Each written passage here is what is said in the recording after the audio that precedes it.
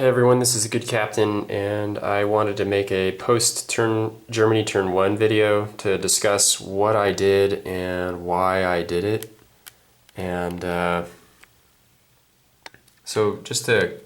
is the end of the turn, so it's all been spoken for, but I'm going to review my naval movements and why I did them, and then and just the overall strategy here. Again, I've only played this game 6 times through. This is my 7th time through.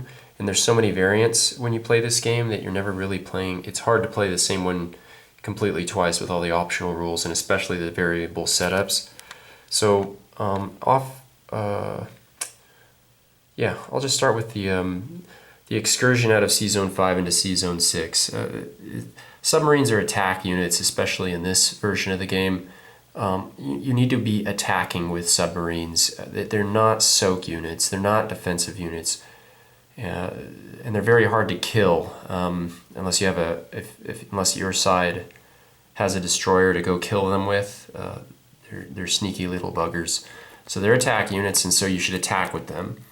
So the only place he could attack, that sub could attack was the destroyer next door. So that was like almost what I consider a mandatory move. I don't know why you wouldn't do that at the very least. Okay. The other subs. I had to debate for a while about what to do and how to do it. If you're feeling dicey, you can split them up and do different things with them, but a lot of what I did up here had to do with what I wanted to do with Egypt, so I'll go there next. In fact, perhaps I should have started here, but it gives you some context for why I did this with the boats. Ready? I needed this bomber in Egypt. There was a 74% chance of victory in Egypt for the Germans if they throw everything they can possibly throw at it, including the infantry and tank loading on the transport and being carried over, all the adjacent units from Libya and the bomber. Then, that's like a 74, 75, 76% chance of a win. And if you win, you're likely to have a single unit left over. I needed that bomber. That bomber could not be used up north, and since the bomber couldn't support these attacks, I could really only reliably sink one of those 3 remaining British fleets. So I grouped up both subs and went for the most highest value target, a battleship with a transport, as opposed to a battleship with a destroyer with a transport, or these fleet units here. So both those boats went up there, supported by a fighter from Norway. I supported the submarine boat that was in C-Zone 6 with a fighter from Northwestern Europe. I really wanted to make sure I could destroy all of these ships. And, the percentages for conducting both of these battles was in the mid-80s. These both, most of the time, should go my way. Obviously, it backfired pretty badly, and not only did we not get the kill, but this was the very small percentage chance of where the British kill you and you don't kill them. However, both subs did get first strikes, and so they're both alive, but just given that a British boat survived a destroyer nonetheless, we've got some serious issues. This was not as fantastic as it seemed, getting the double hits on the first strikes. So that's the Egypt in the naval battles. The reason I wanted to blast Egypt to bits is mostly because there's a British fighter there, but there's also an artillery and a tank, a couple of infantry, and I really want to neutralize the middle of the board of the British. That's going to be a theme for my strategy in this game. You're going to see soon.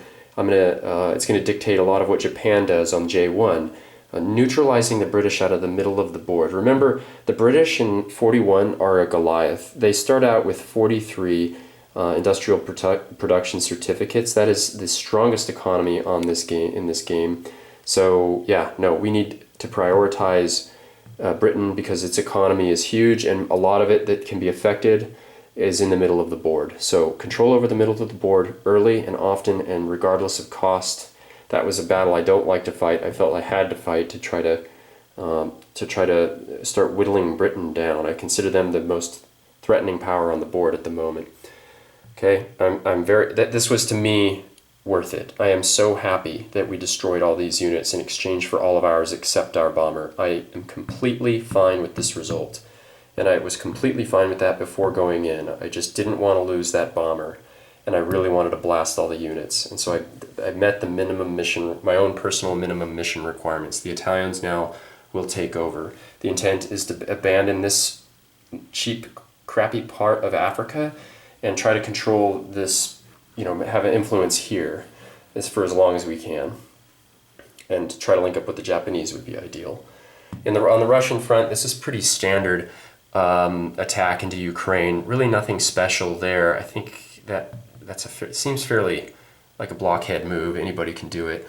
Poland was really just a snipe. I would have been happy losing both infantry as long as both Russians went down and I didn't have to worry about them entering in my hinterland.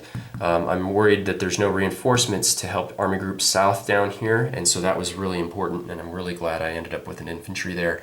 And up top, this was, to me, perhaps the most vital battle after the Egypt battle because it poses the most risk, but also potentially the most rewards, depending on what the Russian player does.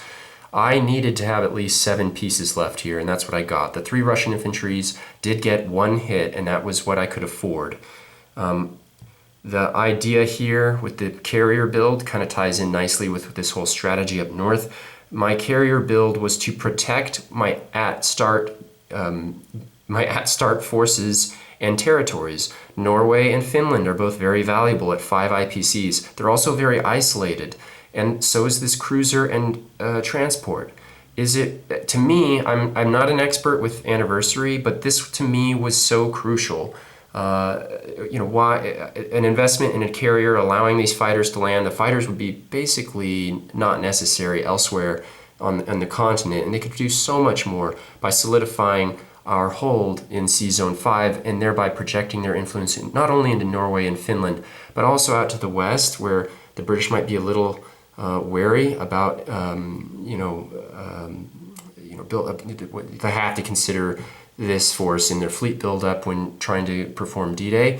Also, and more in conjunction with what I have going on up here, I'm going for a northern route focus against the USSR. I'm looking for a turn 2 takedown, if I can, of Leningrad. I'm not dedicated to it, my whole strategy doesn't depend on it, but I really wanted to have a land bridge with options. I could load a tank or an artillery with an infantry and dump them in, and I've got a stacked up group here in Finland that can team up with this group here. So it really is a nice coordinated effort with plenty of air units to be added in to supplement that attack if needs be.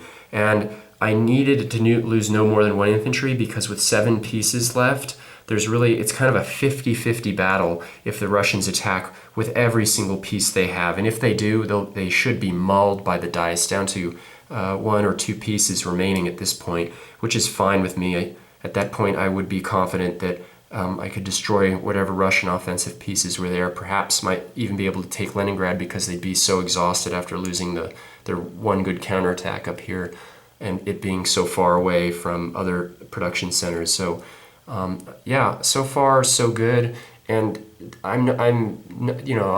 this is just the first turn. I think I did barely what I needed to do, and it really was a very narrow game. I mean, it was right down, it was just a little to the right of the bell curve in terms of the dice in favor of the Allies.